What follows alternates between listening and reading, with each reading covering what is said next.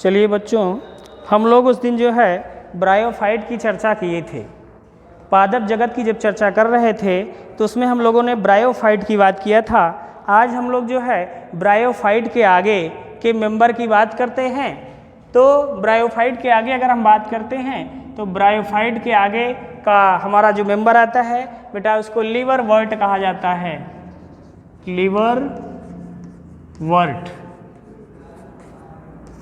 Liverwort. तो सबसे पहले इसका हम वास स्थान की चर्चा करेंगे, निवास एवं वास स्थान, या जिसको अंग्रेजी में आप हैबिट और हैबिटेट कहते हो। हैबिट एंड हैबिटेट, वास एवं निवास स्थान। इसका तात्पर्य ये होता है बच्चों कि ये लिवरवर्ट जो हैं, पौधों का समूह जो लिवरवर्ट है, ये कहाँ पर पाया जाता है, इसकी स्थिति क्या है, ये किन प्रकार की जो है परिस्थितियों में पाया जाता है। तो अगर लिवरवर्ट की बात हम लोग करते हैं तो लिवरवर्ट जो होता है मुख्य रूप से नम छायादार स्थानों पर, नदियों के किनारे, चट्टानों पर, मतलब ऐसे ऐसे स्थानों पर जहाँ पर, जैसे आपने कहा कि जहाँ पर नमी हो, इसीलिए कहा गया नम छायादार स्थानों पर पाया जाता है। अर्थात या जिसको आप नदियों के किनारे,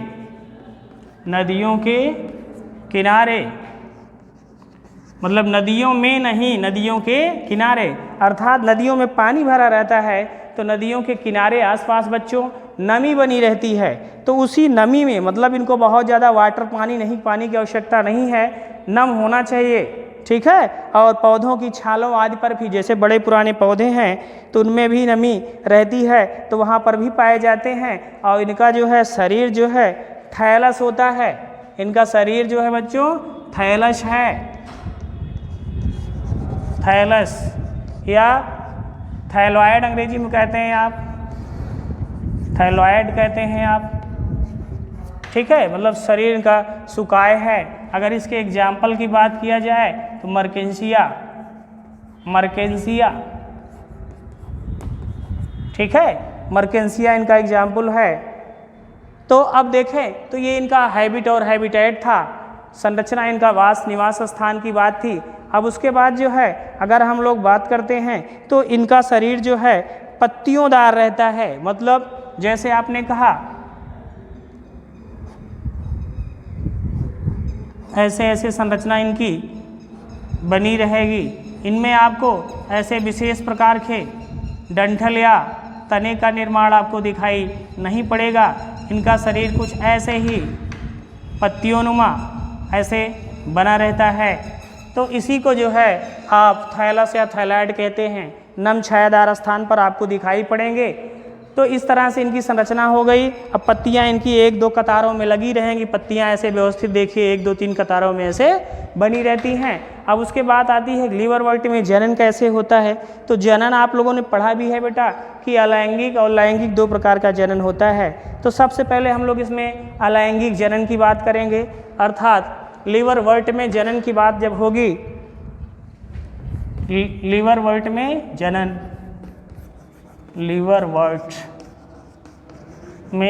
जनन, तो इसमें सबसे पहले अलैंगिक जनन की बात करेंगे। अलैंगिक जनन,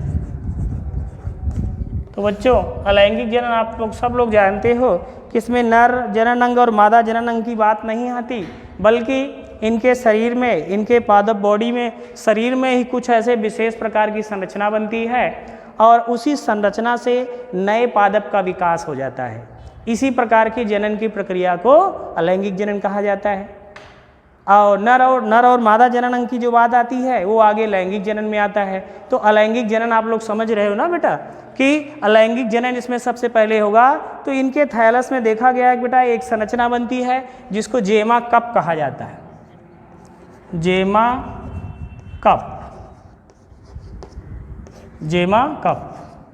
ये एक विशेष प्रकार की संरचना बनती है। यही जेमा कप इनके थैलस से टूटकर जब ये टूटकर अलग हो जाता है,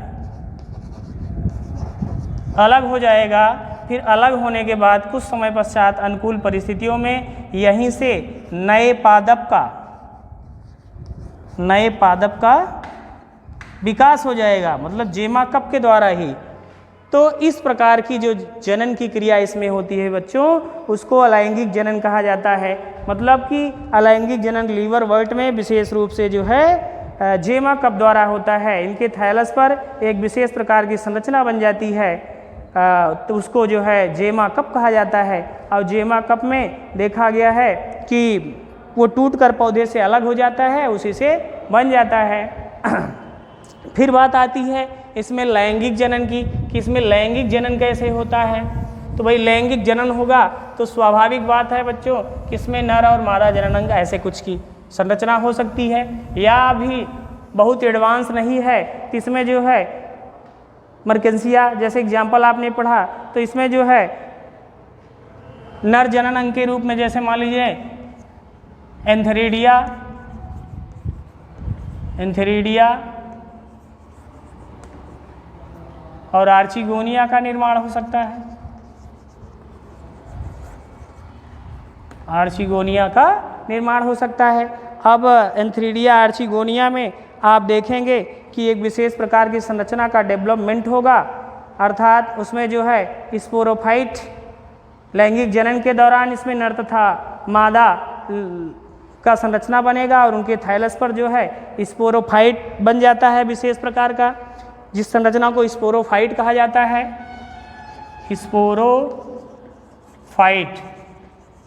स्पोरोफाइट ये स्पोरोफाइट संरचना जो होती है ये 3 भागों में विभाजित होती है, फूट, सीटा, कैप्सूल। फूट, सीटा और कैप्सूल, मतलब इनका जो स्पोरोफाइट है बच्चों वो फूट, सीटा और कैप्सूल में बनता है। कैप्सूल में जो है स्पोर का निर्माण हो जाता है, जो इनका कैप्सूल भाग बनता है उसमें स्पोर का निर्माण हो जाता है। उसी स्पोर से जो है अंकुरण की प्रक्रिया शुरू हो जाती है और नए पौधे का विकास हो जाता है। मतलब फूट, सीटा, कैप्सूल बना, इसमें कैप्सूल में स्पोर का निर्माण हुआ और उसी स्पोर से जो है इसमें नए पादप का विकास हुआ। तो इस प्रकार से इनका जो है लैंगिक जनन की प्रक्रिया भी कंप्लीट हो जाएगी और लीवर वर्ट में अलैंगिक और लैंगिक जनन दोनों प्रकार का पाया गया। और इनकी बॉडी जो थी देखा आपने संरचना थैलस है और पत्तीदार रो में संरचना बनी रहती है, नम और छायादार स्थानों में पाए जाते हैं। तो ये लीवर वर्ट की बात थी। अब जो है इसमें देखा गया इनमें जो है जब स्पोर बन जाता है तो इनका गैमेटोफाइट जो है स्वतंत्र हो जाता है, मतलब स्पोरोफाइट पे डिपेंड नहीं होता है। मतलब गैमेटोफाइट स्पोरोफाइट से अलग रहता है, मतलब gametophyte is not depend on sporophyte, मतलब फ्री अवस्था में होता है, उस पर डिपेंड नहीं होता है। तो इस तरह से इनका जो है लैंगिक जनन की क्रिया हुई। अब उसके बाद इसी से थोड़ा सा एडवांस अगला पादप समूह है जिसको मॉस कहा जाता है, जिसको मॉस कहा जाता है। अब उसकी चर्चा हम लोग करेंगे। मॉस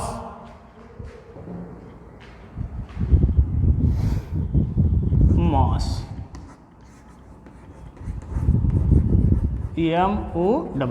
मॉस, ठीक। अब इसमें भी सबसे पहले हम लोग जैसे लीवर वर्ट में चर्चा किए थे हैबिट और हैबिटेट की, तो सबसे पहले हैबिट और हैबिटेट की बात करेंगे। हैबिटेट, देखिए कोई भी जो प्लांट किंगडम है उसकी स्टडी करने का यही मेथड है कि सबसे पहले उसका आप हैबिट और हैबिटेट की बात करेंगे। तो अगर देखेंगे मॉस की तो इसके जीवन चक्र अवस्था जो होती है युग्मोद्भिद होती है, ये प्रभावी स्टेज होती है। जो इसके जीवन चक्र में इसकी युग्मोद्भिद अवस्था होती है, युग्मकोद्भिद, ठीक। इसको हम लोग गैमेटोफाइट कहते हैं, इसको हम लोग गैमेटोफाइट कहते हैं। गैमेटोफाइट,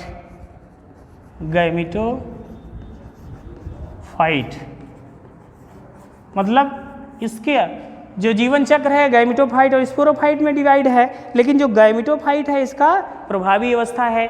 तो गैमेटोफाइट जो प्रभावी अवस्था होती है, तो पहली अवस्था इसकी तंतुवत है जिससे स्पोर बनता है, मतलब इसमें तंतु फाइबर बनते हैं। जैसे आपने शैवाल में अध्ययन किया था, मान लीजिए वॉलवॉक्स होता है, वो कॉलोनी नुमा होता है, ठीक है। लेकिन यूलोथ्रिक्स और स्पाइरोगायरा, यूलोथ्रिक्स और स्पाइरोगायरा में आपने देखा था उनकी संरचना तंतुवत थी, उनमें लंबे लंबे फाइबर्स का निर्माण हुआ था, ऐसे ऐसे आपने देखा था ये।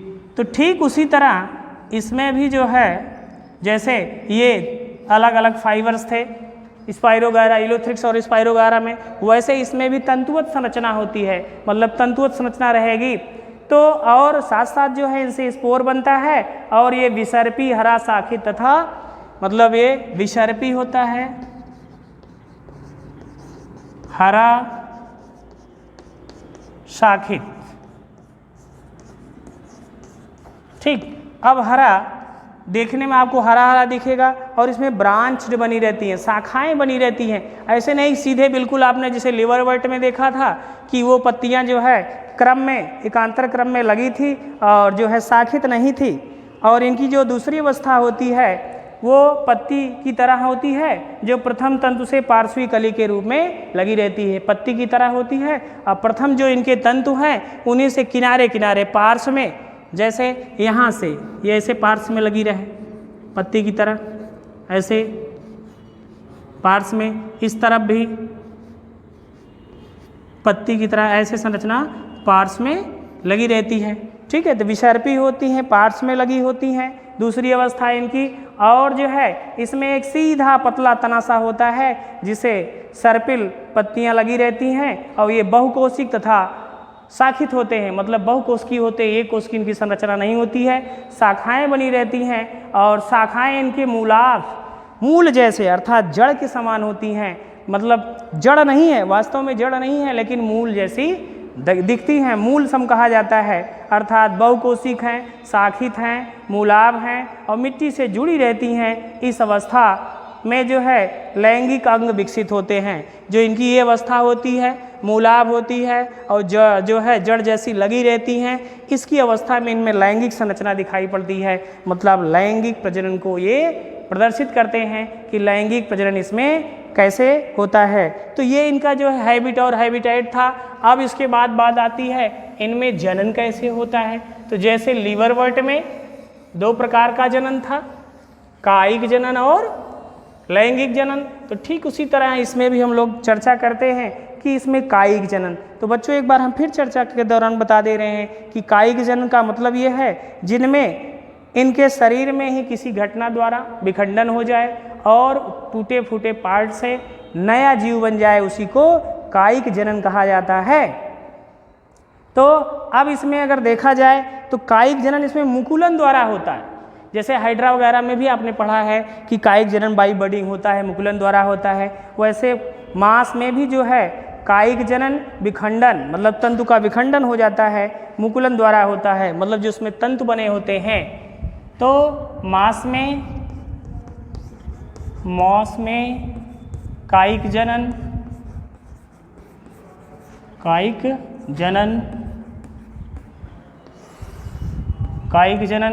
विखंडन द्वारा,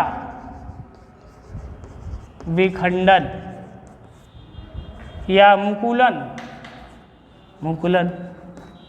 तो देखो बच्चों, विखंडन शब्द से ही पता चल जाता है कि इनका जो शरीर संरचना है, इनका जो तंतुवत शरीर संरचना है, वो तंतु कई भागों में टूट जाए और प्रत्येक भाग से नया मांस का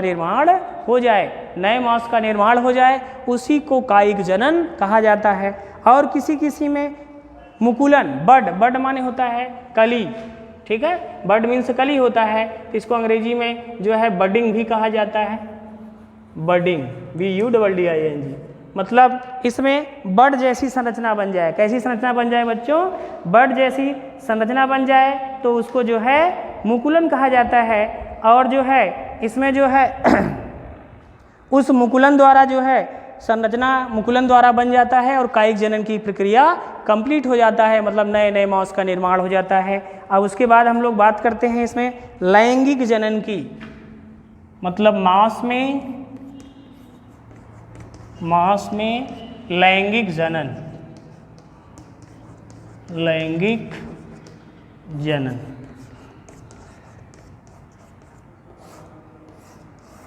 ठीक, अब लैंगिक जनन की बात करते हैं तो इनमें जो अभी जैसे उसमें आपने पढ़ा था जो है आर्चिगोनिया और एंथेरिडिया या पुंधानी और स्त्रीधानी, अभी लिवरवर्ट में आपने पढ़ा पुंधानी स्त्रीधानी। ठीक है, इसको अंग्रेजी में आप एंथेरिडिया कहते हैं, इसको आर्चिगोनिया कहते हैं, आर्चिगोनिया कहते हैं। तो अब इसमें भी जो आर्चिगोनिया है उसमें वही आपका जो है फूट, सीटा और कैप्सूल बनेगा, फूट, सीटा, कैप्सूल बनेगा और उसी कैप्सूल में स्पोर का निर्माण होता है, स्पोर। अब इसी स्पोर से जो है नए पौधे का विकास हो जाता है, नए पौधे का विकास हो जाता है। तो इसी व्यवस्था को जो है लैंगिक जनन कहा जाता है। मतलब लैंगिक जनन जैसा आपने लिवरवर्ट में पढ़ा था लगभग वैसा ही आपका मांस में भी है। तो इस तरह से जो है आज हम लोगों ने मांस और लिवरवर्ट का जो है अध्ययन किया। मांस में भी आपने उसकी हैबिट और हैबिटेट पढ़ा, अलैंगिक जनन और लैंगिक जनन देखा और सेम कंडीशन लिवरवर्ट में ही। फिर आगे जो है हम लोग कल नेक्स्ट टॉपिक पे चर्चा करेंगे। आज बस यहीं तक।